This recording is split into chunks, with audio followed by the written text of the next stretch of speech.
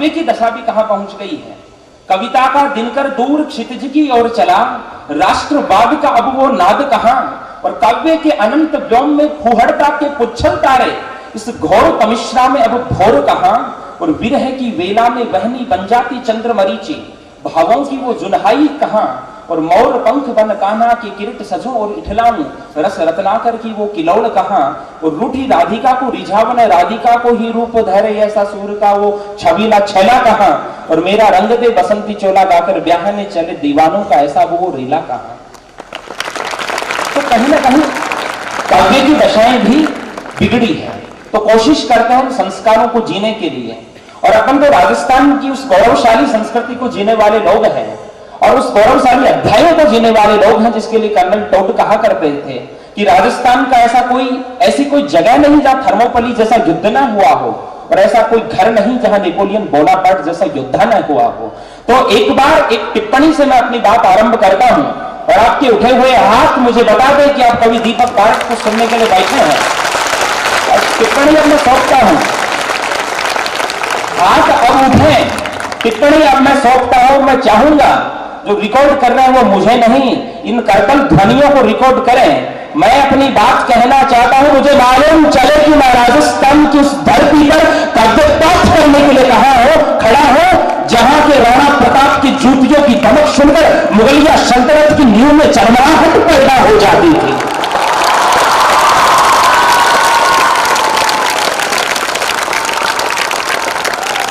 अब मैं जुड़ना चाहता हूं मित्रों, और शेखावाटी की उस धरती के हम लाडले हैं, जिसने सबसे ज्यादा तिरंगे में लिपटी हुई लाशें देखी है, सबसे ज्यादा पार्थिव देह देखी है हमने। एक बार वो दिल्ली के मंत्री थे चौधरी वीरेंद्र सिंह, वो झुंझुनू आए, मैं नाम लेकर टिप्पणियां करता हूं। अब मैं आपसे जुड़ना चाहता हूं, आपका ध्यान केवल उन शब्दों की ओर हो, आप और मैं, बीच में कुछ ना हो। चौधरी वीरेंद्र सिंह भाजपा के नेता हैं, मैं नाम लेकर के कहा करता हूं। उन्होंने जब झुंझुनू आए तो उन्होंने कहा कि यहां बारिश नहीं होती, यहां इसलिए बेरोजगारी है, इसलिए लोग सेना में अधिक जाते हैं। और मुझे मालूम है सर का परिवार एक सैनिक संस्कारों को लेकर के जीने वाला परिवार है।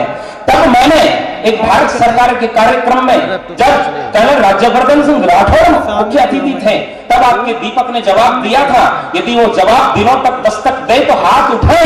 मैंने कहा था कि कर्नल साहब जाकर दिल्ली में अपने मंत्री को कह देना कि शेखावाटी की धरती पर बारिश बरसे या न बरसे, इस शेखावाटी के लाल अपने रक्त की फुहारों से धरती को भिगोने की हिम्मत रखते हैं।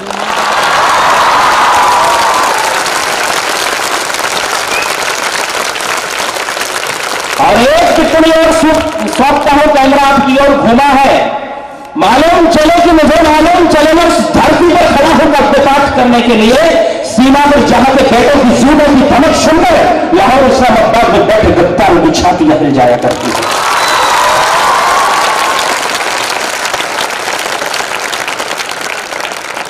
ऐसे योद्धाओं के सम्मान में 6 पंक्तियां पढ़ता हूं दोस्तों, कि जिन्होंने सर देकर सर ऊंचा किया भारत का, जिन्होंने सर देकर सर ऊंचा किया भारत का, उन मां भारती के लाडलों का अभिनंदन कर लो। और जिन्होंने बहाकर रक्त शेखावाटी के दूध को मान दिया, उन सपूतों की वीर प्रसूताओं का वंदन कर लो।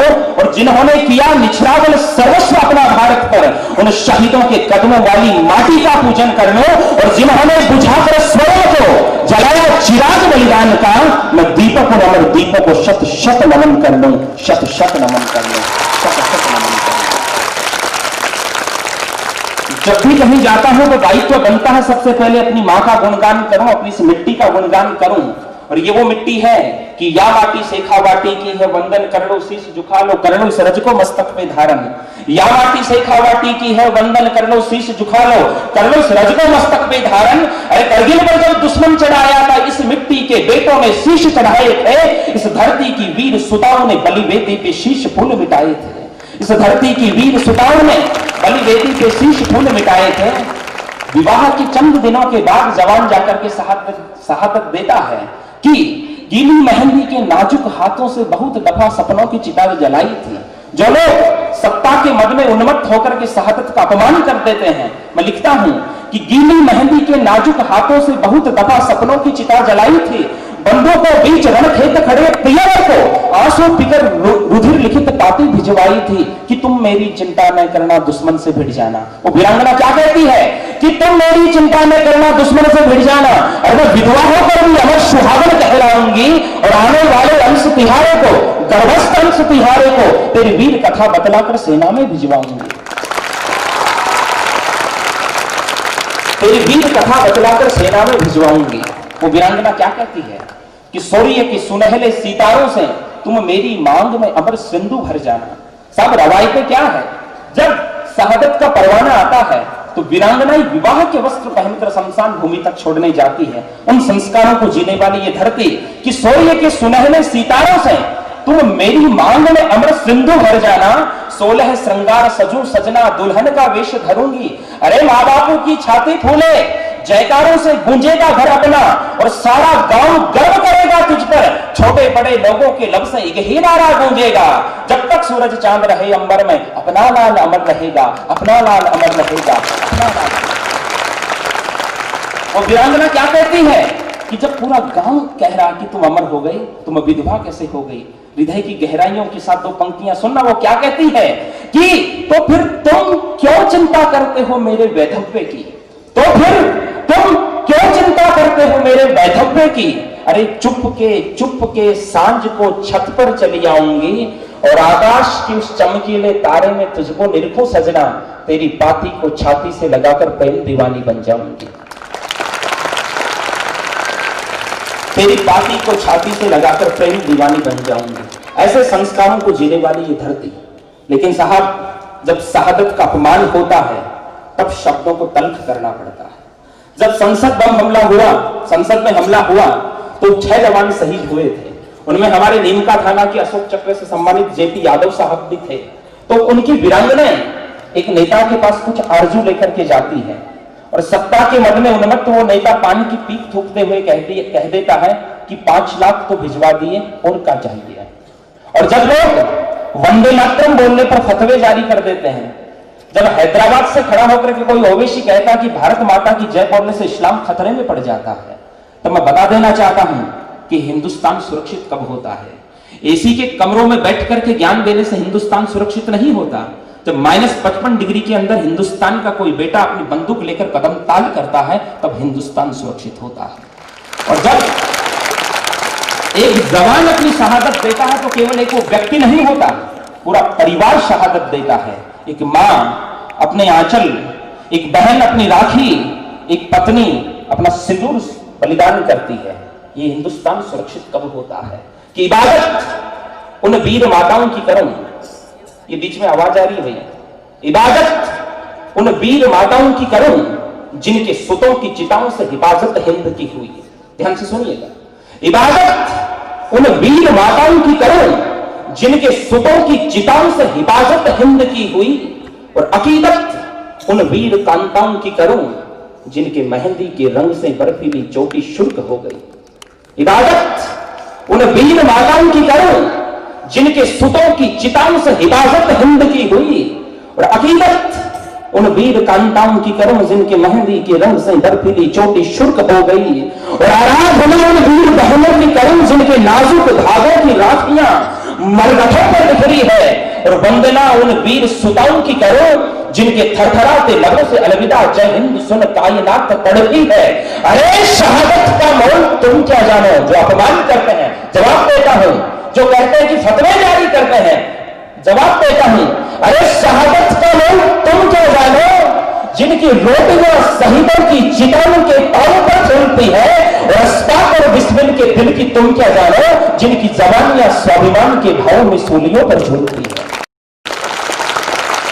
दोस्तों, मेरे 2 नाम दिए हैं, पंडित बिस्मिल और अस्ताकुल्लाह खां। पंडित बिस्मिल को फांसी से पहले जब पूछा गया कि आपकी अंतिम इच्छा क्या है, तो उस मां भारती के लाल ने कह दिया, यदि मेरा पुनर्जन्म हो तो हिंदुस्तान में हो, मैं फिर से मरना चाहता हूं। और जब अस्ताक को पूछा गया, मेरे भारत के एक मुसलमान के जब बेटे को पूछा गया अंग्रेजों द्वारा कि आपकी अंतिम इच्छा क्या है, तो जो लोग कहते हैं ना कि भारत माता की जय बोलने से हमारा धर्म खतरे में पड़ जाता है, अस्ताक का उत्तर सौंपता हूं। अस्ताक ने कहा कि मेरा मजहब मुझे पुनर्जन्म की इजाजत नहीं देता, इस्लाम में पुनर्जन्म का विधान नहीं होता। मेरा मजहब मुझे पुनर्जन्म की इजाजत नहीं देता। लेकिन यदि जन्नत में खुदा से मुलाकात हुई तो मानूंगा, हिंदुस्तान में जन्म देकर फिर से मरना चाहता हूं। हिंदुस्तान में जन्म दे दे फिर से मरना चाहता हूं। लेकिन साहब, आज मैं एक शैक्षणिक संस्थान में खड़ा हूं और शिखर के शैक्षणिक संस्थान में खड़ा हूं। मुझे पता चला कि पूरे भारत में दूसरे नंबर पर बैंड वादन में अभी अभी संस्थान जीत करके आया है और स्वच्छता में तो शिखर पे था ही।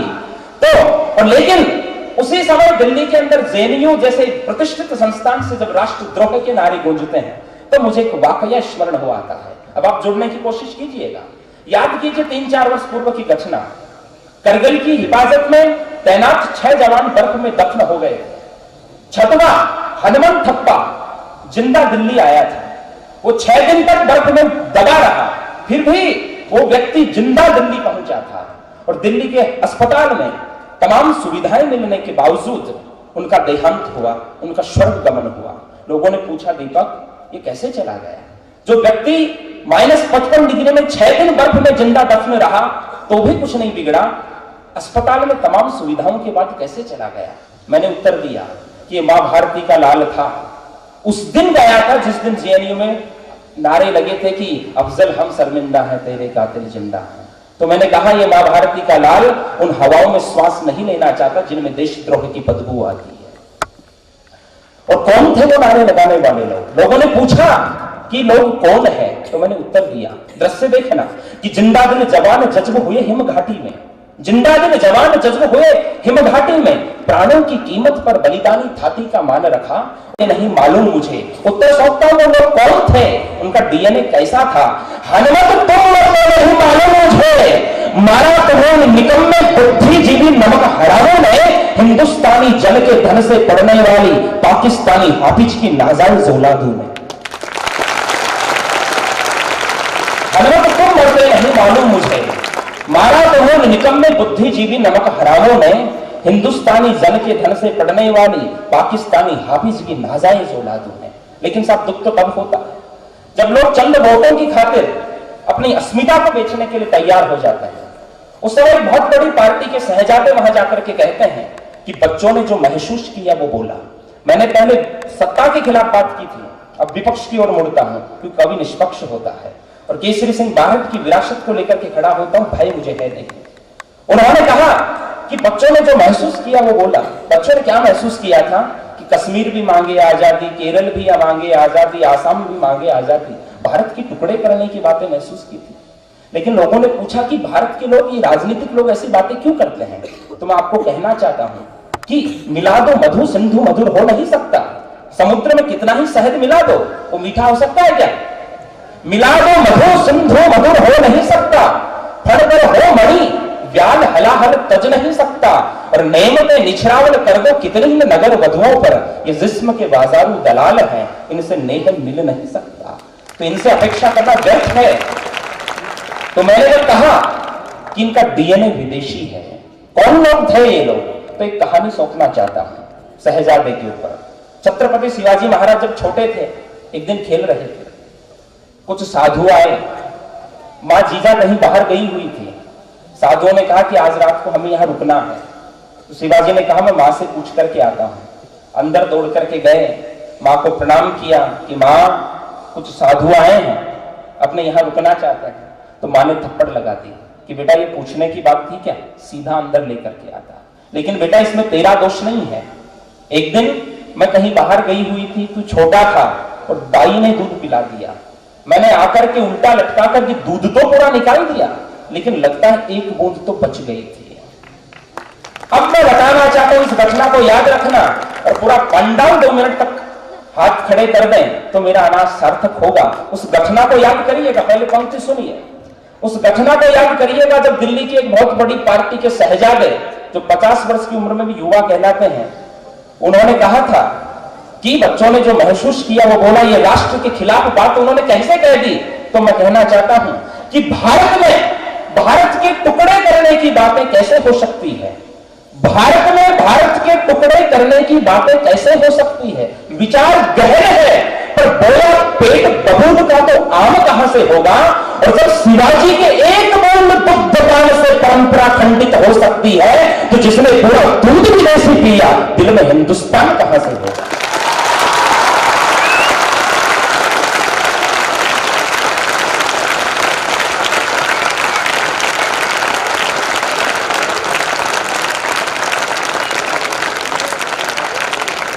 जिसने पूरा दूध विदेशी पिया, दिल में हिंदुस्तान कहां से होगा? गुरुजन बैठे हैं, मुझे चाणक्य का एक कथन स्मरण हो आता है। ऐसी परिस्थितियों में जब शिक्षा की व्यवस्थाएं बिगड़ती है, तब चाणक्य ने कहा था, हम शास्त्र से पहले शस्त्र से पराजित हुए हैं, और शिक्षक गौरवशाली कब होगा? जिस दिन ये राष्ट्र गौरवशाली होगा। और ये राष्ट्र गौरवशाली कब होगा? जिस दिन ये राष्ट्र अपने जीवन मूल्यों का निर्वाह करने में सक्षम होगा। और ये राष्ट्र अपने जीवन मूल्यों का निर्वाह करने में सक्षम कब होगा? जब प्रत्येक व्यक्ति में राष्ट्रीयता के भाव का जन्म होगा। यदि एक भी व्यक्ति राष्ट्रीयता के भाव से शून्य है, तो वो शिक्षक की असफलता है। मैं याद दिलाना चाहता हूं एक दर्शन, हम क्या पढ़ते हैं, लॉर्ड टीबी मैकाले ने 1828 में हाउस ऑफ लॉर्ड्स में एक बयान दिया था ब्रिटेन की संसद में, कि भारत के पास एक गौरवशाली विरासत है।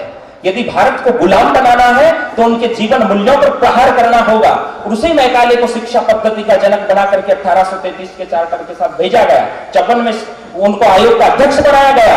और व्यवस्थाएं क्या है, हम एक और तो पढ़ते हैं ग्रेट एम्परर अकबर, और एक और महाराणा प्रताप महान है या नहीं, ऐसे विवाद हमें अखबारों में पढ़ने को मिलते हैं। एक वाकया सौंपता हूं दोस्तों। अकबर का लालन पालन किया था बैरम खान ने। अभिभावक की तरह जब अकबर 13 वर्ष के थे, तब से अकालिक नियुक्त किया था उनको बैरम खान, जिनको वो खाना कहा करते थे। पिता की भूमिका थी।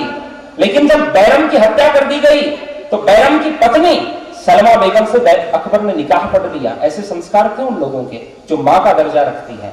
एक और मैं महाराणा प्रताप की बात बताना चाहता हूं, कि जब अब्दुल रहीम खाना सेना लेकर के मेवाड़ पर चढ़ाई करने आए थे, तो महाराणा प्रताप के ज्येष्ठ पुत्र ने उनके शिविर पर हमला करके उनकी बेटी और उनकी पत्नी, उनके पूरे परिवार को अगवा कर लिया। लेकिन महाराणा को जब ये मालूम चला, तो उन्होंने अपने पुत्र को डांटा और अपनी पत्नी अजमा देवी परमार को कहा कि बेटी की तरह डोली में बैठा करके विदा करो। ये मेरे राजस्थान के संस्कार हैं, इसलिए महाराणा प्रताप महान हो गए। तो हमारा क्या धर्म बन जाता है शिक्षकों का उस दौरान? चाणक्य को उस कथन स्मरण करना होगा, जिस नंदवंश के अंतिम शासक महाराज धनानंद के पास अक्षौहिणी सेना थी। 2,18,700 सैनिक जिसमें होते हैं, उसको अक्षौहिणी सेना कहते हैं। और उस सेना से भयभीत होकर के विश्व विजेता सिकंदर बिना युद्ध किए व्यास नदी से लौट गया था। और उस सेना के मालिक धनानंद को तक्षशिला से निकाला हुआ एक शिक्षक समूह नष्ट करता है। उस दौरान में पढ़ता हूं कि ऐसे लोगों की गति क्या होनी चाहिए। पंक्ति सुनेगा कि धनानंद के गर्भखंड को विचिन्न कर जिसने चंद्रगुप्त को सिंहासन पर आरूढ़ किया, और सिकंदर से जा टकराया, व्यास के मुहाने से अकबर का रुख मोड़ दिया, और अखंड भारत का स्वप्न साकार करने में क्रूर मगधाधिपति के किरीट को खंड खंड तोड़ दिया। वो चाणक्य शिक्षक को मैं भी शिक्षक हूं, खामोश पंच जन्म ने आज मैंने भी प्राण दिया। उठो हिंद के हीरो उठो, निज शक्ति भूल चुके महावीर उठो, अब रण का उद्घोष करो। कौरव कल सम्मुख है, मन के युद्ध मिलू का उठा, गांधी को तुम टंकार करो। अखंड आर्य खंड का स्वप्न हो बनने, अरिहिंद मंद से उनका स्वप्न खंड काट दो, और भारत के अनजल से पोषित होकर भी जो विद्रोह की उन जयचंदों का सिर काट दो। भारत के अनजल से पोषित होकर भी जो विद्रोह उन जयचंदों का सिर काट दो। और हमें ध्यान रखना होगा राष्ट्रभक्ति का, क्योंकि प्लासी का जब युद्ध लड़ा गया, तो अंग्रेजों की सेना में मात्र 3,000 सैनिक थे। लेकिन वही अंग्रेज अपने गजेटियर में लिखते हैं कि साहब, जब भारत के भाग्य का निर्णय होने जा रहा था, तो कलकत्ता के 3 लाख लोग उस युद्ध में दर्शक बनकर खड़े थे। वो देख रहे थे कि हम आज गुलाम होने वाले हैं। तो हमें ये समझना होगा, हमें हमारी राष्ट्रभक्ति और हमारे राष्ट्र दायित्व को समझना होगा। जब हम कल गणतंत्र दिवस मनाने जा रहे हैं, तो मूल अधिकारों की तो हम बार बार बात करते हैं, लेकिन मूल कर्तव्यों को हम हर बार भूल जाया करते हैं। उनको हमने इसीलिए शायद वाद योग्य नहीं बनाया। राजनीति विज्ञान पढ़ने वाले भी बैठे होंगे। मैं 6 पंक्तियां और सौंपता हूं। मेरा दायित्व क्या है कि मेरी लेखनी मोर पंख सी लचीली होकर नारी के अंगों का मादक चित्र नहीं करती है। लोग कहते हैं कि इतने निर्भीक होकर के कैसे पढ़ देते हो, तो मैं कहता हूं कि मेरी लेखनी मोर पंख सी लचीली होकर नारी के अंगों का मादक चित्र नहीं करती है, और कांता के काले केशों को सर्पिनी बदलाकर बाकी चितवन के तीरों से हृदय वेदन नहीं करती है। यह दानी दधीची की हड्डियों से गलकर देवाधिपति का दंभोगी बन दुष्ट दलन करती है। और मां भारती को गाली बकने वालों का भरी सभा में सुदर्शन मुंड विच्छेदन करती है मेरी लेखनी। और मेरी लेखनी किसी नारी का अमर्याद के उत्तेजक चित्रण कर मौत लाज तजकर प्रेमी संग विचार नहीं करती है। पंक्ति सुनेगा कि मेरी लेखनी किसी नारी का अमर्याद उत्तेजक चित्रण कर मौत लाज तजकर प्रेमी संग विचार नहीं करती है। और मेरी लेखनी सप्ताधीशों के दर पर सिक्कों की खनक पर घुंघरुओं की झनकार नहीं करती है। और मेरी लेखनी मीत के प्रणय गीत नहीं गाती है। गुरुजन बैठे आशीष दे कि मेरी लेखनी किसी तरुणी की तरुणाई बनकर मन मुदित हो मगन मीत के प्रणय गीत नहीं गाती है। और मेरी लेखनी किसी अंगना की अंगड़ाई बनकर आलिंगन चुंबन का चित्रण कर रसिकों को नहीं रिझाती है। मेरी लेखनी स्वाभिमान की शाही से भरी हुई पद्मिनी के पथ पर चलकर जोहर ज्वाल जलाती है। और मेरी लेखनी का शब्द शब्द मैदानी है, रणथल में रक्त बहाती झांसी की रानी में महाकाव्य दिखलाती है मेरी लेखनी। पद्मिनी फिल्म को लेकर के विवाद हुआ था तो एक बॉलीवुड की नायिका कहती है, बॉलीवुड की नायिका कहती कि यदि मैं पद्मिनी की जगह होती तो खिलजी से विवाह रचा लेती, मैं जोहर नहीं करती। उस दिन मैं उदयपुर था, मोहनलाल सुखाड़िया टाउन हॉल में, और मैंने मीडिया के सामने 4 पंक्तियां कही थी। भारत के गौरवशाली मूल्यों पे भाषण देने के लिए आते कौन लोग हैं जो अपने जिस्म की नुमाइश करके, अपना अंग प्रदर्शन करके अपना उदर पोषण करते हैं, वो लोग भारत के नैतिक कर्तव्यों पर भाषण देते हुए कैसे लगेंगे। मैं 4 पंक्ति सौंपता हूं और अंतिम पंक्ति में कैमरा फिर आपकी ओर है, पंक्ति सुनेगा। मैं जवाब देना चाहता हूं ऐसे लोगों को, क्या कि जिस्म नुमाइश करना जिनका पेशा है, जिस्म नुमाइश करना जिनका पेशा है, मेहनत से अर्जित धन की महत्ता वो क्या जाने। जिस्म नुमाइश करना जिनका पेशा है, मेहनत से अर्जित धन की महत्ता वो क्या जाने। और इतिहास में गठित घटनाओं को सृजनशीलता कहने वाले जायसी की मौलिकता को क्या पहचाने। वो लोग कहते हैं कि हम रचनात्मकता के नाम पर ऐसा करते हैं, तो रचनात्मकता है तो साहब इतिहास तो गठित होता है, वो निर्देशित नहीं होता। जो गठित हो चुका उसमें कोई रचनात्मकता नहीं होती। बेटा आवाज नहीं करो। जिस्म नुमाइश करना जिनका पेशा है, मेहनत से अर्जित धन की महत्ता वो क्या जाने। जिस्म नुमाइश करना जिनका पेशा है, मेहनत से अर्जित धन की महत्ता वो क्या जाने। और इतिहास में गठित घटनाओं को सृजनशीलता कहने वाले जायसी की मौलिकता को क्या पहचाने। और कागज के टुकड़ों पर जिनके ईमान टिकाऊ है, पंक्ति संभालिएगा अंतिम, कागज के टुकड़ों पर जिनके ईमान टिकाऊ है, जीवन में स्वाभिमान की अभिलाषा वो क्या जाने। और जिनके हर रात शोहर बदलते हैं, वो जोहर की परिभाषा क्या जाने।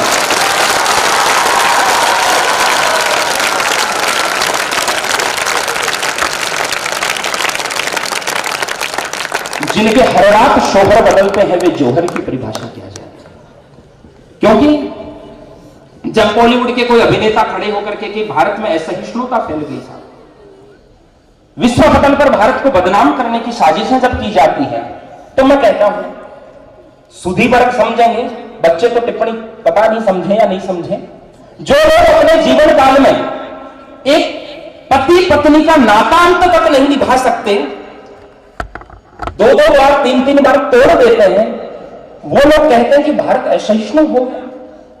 अरे भारत 132 करोड़ लोगों को लेकर के साथ चलता है साहब।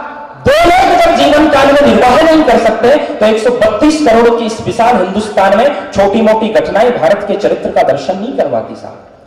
लेकिन जब यहीं से पाकिस्तान परस्त बातें की जाती है, देश की आजादी के 70 साल बाद कहा जा रहा था कि 370 तो क्या पता कोई आसमानी बला है, वो तो नहीं जाएगी, वो तो गई कि नहीं गई। कुछ हुआ नहीं हुआ, सामर्थ्य चाहिए भीतर। इसलिए मैं लिखा करता हूं कि जन्नत के जर्रों में विष घोला है तुमने। ध्यान से सुनिएगा, कश्मीर को लेकर के कितनी 33,000 शहादतें से भी ज्यादा शहादतें हुई कि जन्नत के जर्रों में विष घोला है तुमने। और ये घोलने वाला काम कौन करता है? पाकिस्तान पड़ोस में है, खाने को नहीं दाने अम्मा चली भुनाने, वो दशा है। फिर भी वो मारवाड़ी में कहते हैं मैं तो जीवन में जीता गया, वो दशा है। इसलिए मैंने लिखा कि जन्नत के जर्रों में विष घोला है तुमने, मुखातिब हो भिड़ना तेरी कुव्वत ही नहीं। समझना, बहुत धीरे से एक बड़ी बात कहता हूं कि जन्नत के जर्रों में विष घोला है तुमने, मुखातिब हो भिड़ना तेरी कुव्वत ही नहीं। अरे मुनासिब होता तो रणथल में बल दिखलाता, पर मालूम हमें ये तेरी हैसियत ही नहीं।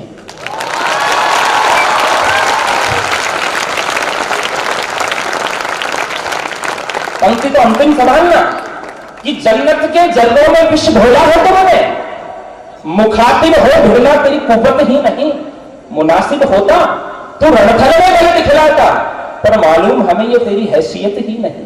तुम्हारे वजीर आजम के जन्मदिन में शरीक होने हम लाहौर आए, गए थे लाहौर। तुम्हारे वजीर आजम के जन्मदिन में शरीक होने हम लाहौर आए, ये दुनिया जानती है, मगर तुम्हारी फितरत बदली ही नहीं, यह सत्य भी समस्त कायनात जानती है। हमने तुम्हें बदलने का एक मौका दिया, हमने तुम्हें बदलने का एक मौका दिया, मगर रे नापाक पाक तेरी बड़ी भूल रही और हमारी दरिया दिली को फिर कमजोरी समझा तुमने, क्योंकि तुम्हारी अक्ल तो सदा आतंक की रखेल ही रही। भूल बैठा सर्जिकल स्ट्राइक, एयर स्ट्राइक के बाद पंक्ति पढ़ता हूं, भूल बैठा कि तख्ते दिल्ली की रवायतें बदली है, अब सिंहासन मौन नहीं मोदी तांडव की भाषा बोलेगा, अब सिंहासन मौन नहीं मोदी तांडव की भाषा बोलेगा। और फिर कश्मीर का नाम लिया तो बावले बलूचिस्तान खो देगा। भारत माता की, भारत माता की। अरे कश्मीर कोई जमीन का टुकड़ा नहीं, अंतिम 6 पंक्तियां देकर के विदा चाहूंगा कि कश्मीर कोई जमीन का टुकड़ा नहीं, हिंदुस्तानियों का जाने जिगर है। कश्मीर कोई जमीन का टुकड़ा नहीं, हिंदुस्तानियों का जाने जिगर है। और शहीद हुए जवानों के स्वाभिमान की बोलती एक सुंदर तस्वीर है, छोड़ा मत कायरो, वह मां भारती का उज्जवल पवित्र चीर है। और चीर देंगे तुमको करगिल पे लहराता तिरंगा एक नजीर है। 6 पंक्तियां सोचता हूं, हम भगवान शंकर के पुजारी हैं और शंकर बड़े भोले हैं, लेकिन जब विकराल रूप धारण कर लेते हैं तो बचने के अलावा कोई विकल्प नहीं बचता। और कलाम साहब ने हमें ऐसे हथियार सौंपे हैं जो भगवान शंकर के चिन्हों से साथ जुड़े होते हैं। 6 पंक्तियां आज बोल सुनिएगा कि अब तक तो तुम भोले चंद्रमौली की थोड़े ज्योत्सना में जीते आए हो, अब तक तो तुम भोले चंद्रमौली की थोड़ी ज्योत्सना में जीते आए हो। विकराल महाकाली की खुली जगाए तो घोर तिमिर रजनी छा जाएगी। हुआ आशुतोष शिवशंकर भयंकर एक लिंग नटराजन का विकट तांडव नर्तन धूधू कट प्रकट प्रकट ये किंचित बेटी प्रकटी हो जाएगी। खोलेगा नयन तीसरा त्रिशूल का मुख मोड़ दिया, नाग को खुला छोड़ दिया, हाथ पे चलने से पहले बात तेरी जमीन खत्म हो जाएगी। अरे डमरू धर के डमरू की डंडन नहीं होगी, होगी हम आराधक अग्नि के सावधान करोगे कि वो संवाहक बन जाएगी। अरे पाप जलकर खाक होगा क्या धरान बने गोलों में, हुआ प्रयाण हिंदवाहिनी का तो लाहौर पे छटा तिरंगे की छा जाएगी। भारत माता की जय घोष का ऐसा सिंखनाद करो कि दिशाओं के हाथी भी डगमगाने लगे। पिछले 26 जनवरी पर बीएसएफ के बुलावे पर मैं जैसलमेर गया था, और जब जैसलमेर में बॉर्डर दर्शन करवाने के लिए वो लोग मुझे लेके गए तो मैंने देखा हिंदुस्तान की हिफाजत में भारत की एक बेटी बंदूक लेकर के खड़ी थी। मैंने वार्ता की, प्रियंका नाम था, मुरादाबाद की एक लड़की थी। और हम जब यहाँ गर्मी के अंदर परेशान हो जाते हैं, सर्दी में परेशान हो जाते हैं, तो वहां तोलोलिंग जैसी पहाड़ी के ऊपर क्या दशा होती होगी, जून अप्रैल के महीने में मरुस्थल में क्या दशा होती होगी। 4 पंक्तियां पढ़ता हूं कि जहां आसमान से पानी नहीं आग बरसती है, वो मरुस्थल ध्यान में रखिएगा, जहां आसमान से पानी नहीं आग बरसती है। ये जय हम क्यों बुलवाते हैं, ये जय हिंद हम क्यों बोलते हैं? ये कृतज्ञता का भाव है उन जवानों के लिए जिनके कारण हम यहाँ कह पाते हैं और आप सुन पाते हैं कि जहां आसमान से पानी नहीं आग बरसती है, उस धरती पर वे शमी वृक्ष बनकर खड़े हैं। शमी मानी खेजड़ी, और मरुस्थल में कौन जिंदा रहती है? खेजड़ी। जहां आसमान से पानी नहीं आग बरसती है, उस धरती पर वे शमी वृक्ष बनकर खड़े हैं, और हिम से आच्छादित उतंग श्रृंगों पर स्वयं हौसलों का हिमालय बनकर अड़े हैं। और पद पद पर काल हाल बेहाल करे पर महाकाल बन अड़ी पक्ष से लड़े हैं। मैं दीपक नमन करूं उन महावीरों को जो भारती की चुनरी में सितारे बनकर जड़े हैं, जो भारती की चुनरी में सितारे बनकर जड़े हैं। इसलिए जयघोष का नाम वैसा ही हो कि जय घोष का ऐसा सिंहनाद करो कि दिशाओं के हाथी भी डगमगाने लगे और विजय का ऐसा भीषण विनाद करो कि दुश्मनों के कलेजे भी थरथराने लगे। वाणी में पुरजोर दोष हो, पानी आपका बुलंद हो, हर्षित धरती की छाती फूले, जय जय अमर शहीद हो। भारत माता की, भारत माता की, वंदे वंदे, जय हिंद, जय भारत।